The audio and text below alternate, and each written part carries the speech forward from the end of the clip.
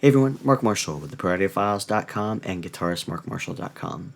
I'm working on a composition today called Willow Grove, and there's a few things that I did specific to the song that I thought would be worth sharing, most notably with the acoustic guitar and the bass. But let's listen to what I was working on, and then we can break it down a little bit.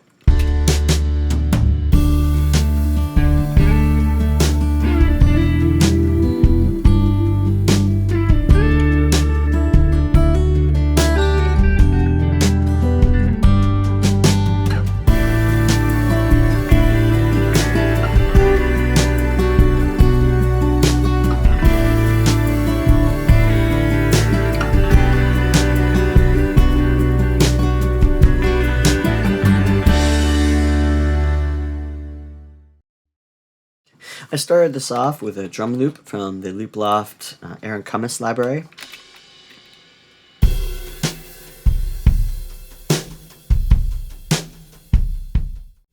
It just feels really good. So I started composing the piece on acoustic guitar, and then I went through my libraries and just found something that would work with it, and this was the perfect groove. So I pulled in the Ableton, and then I started laying in the acoustic guitar part, which the main acoustic guitar part sounds like this.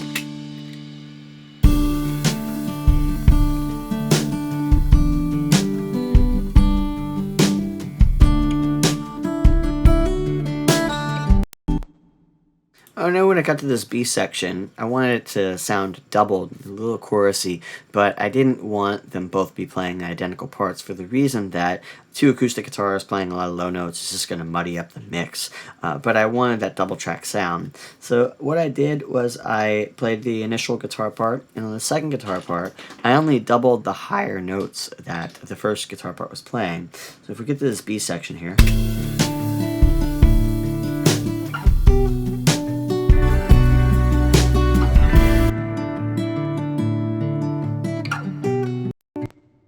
this is what I doubled it with.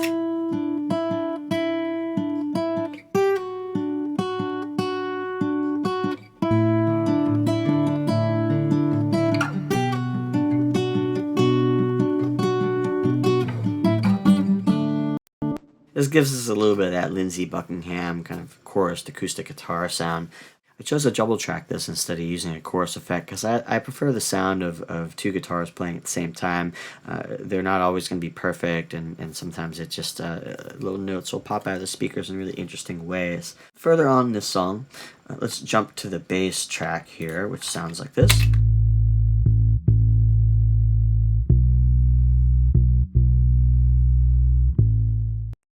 Here's my signal chain for the bass sound. I was using a Fender P bass with no muting under the string. I was playing with my thumb. The trick with this is to play very lightly. I was not hitting the string very hard because I didn't want there to be a lot of attack on the string.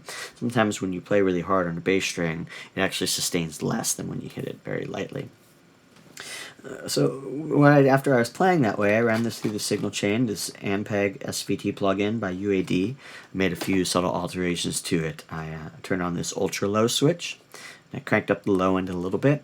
And I also raised the volume. I wanted that to hit the compressor just a little hard because I wanted it to drive that a little bit, which is the TubeTech real analog compressor is tube. And they've done a really good job of emulating the way that reacts.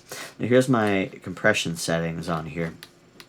You see it's a considerable amount of compression, but I didn't kill all the attack, so there still is a little bit of attack here, and it almost gives it a little bit of that synth sound, a little bit of attack on it.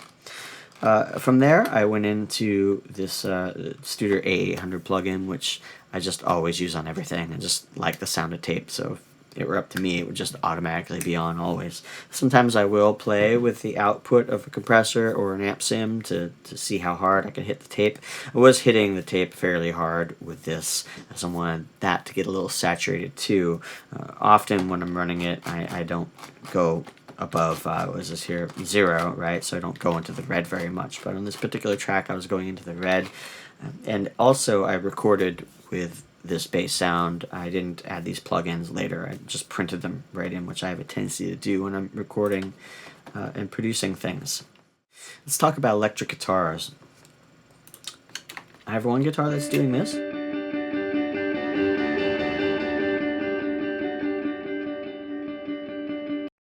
Now that's not automated volume change. You can do that, but there is a difference between those two sounds, right? So I chose to do it manually by my playing and my pick attack, because that way the amount of overdrive is also going to vary with the dynamic. So as you play lighter, the signal cleans up a little bit. As you play harder, it gets a little grittier. I prefer this generally because I feel like it adds a little more dynamics into the mix, as opposed to taking a full out guitar that's distorted and playing the same velocity and lowering that with automation. But sometimes you may prefer that sound, so you have to experiment. That guitar part is in combination with this guitar part.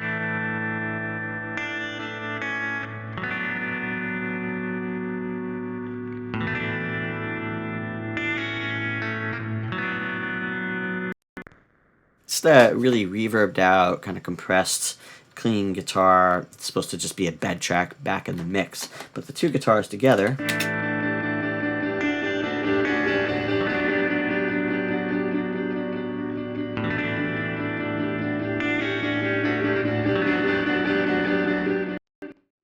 one thing I should mention about the guitar sound in the beginning of the song is how I was setting up the amp sim plugin.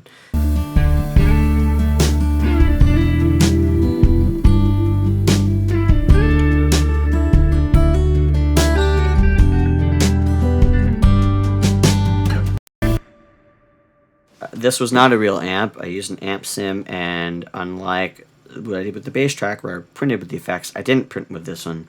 I went in clean and I used this Marshall Bluesbreaker plugin from UAD. And whenever I use this plugin, I have to make a lot of radical changes to it because it's very, very dark when you first open it up. Here's what I did. I pulled out the bass all the way, just totally pulled it out. I changed the jumper setting. I pulled the normal channel down all the way, so only the treble channel is up. I pushed up the treble all the way, and I cranked the presence all the way. This seems like very extreme, but this is what I had to do to make it sound somewhat clean and not so big and warm.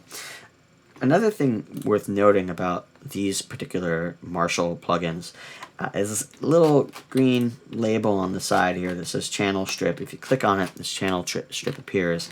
Now, this is a really powerful section of this plugin because it allows you to choose a couple different styles of microphones. I tend to prefer the dynamic mics on these just because I find that they sound a little less harsh. So I did on this, and then I did include one room mic. Let's actually listen.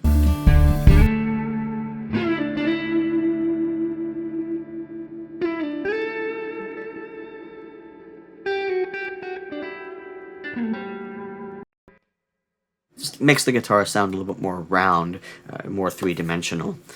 It's worth trying this out. When you first open up the plugin, I believe it's on the valve setting, I think. So you have to check and experiment with this because this will change your sound a lot, particularly if you play with the balance. I didn't play with the balance in this track because I was just liking it, but it's worth notating that.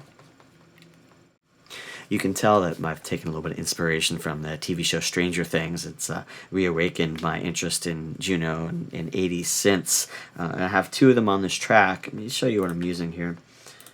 It's a pretty great plugin from, it's called the Tal V2, and I'm using two of them on this track. Let's listen to them.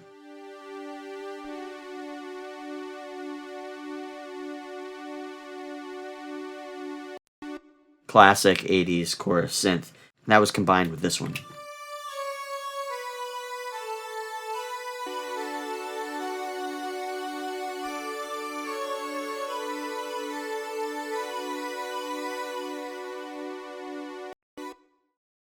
During the first section of this song, one of the last things I added were a drone from an Indian instrument called a tambura.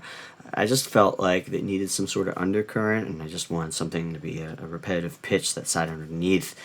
So I didn't want to use an organ or anything of that nature, so I used this. But let's listen to it.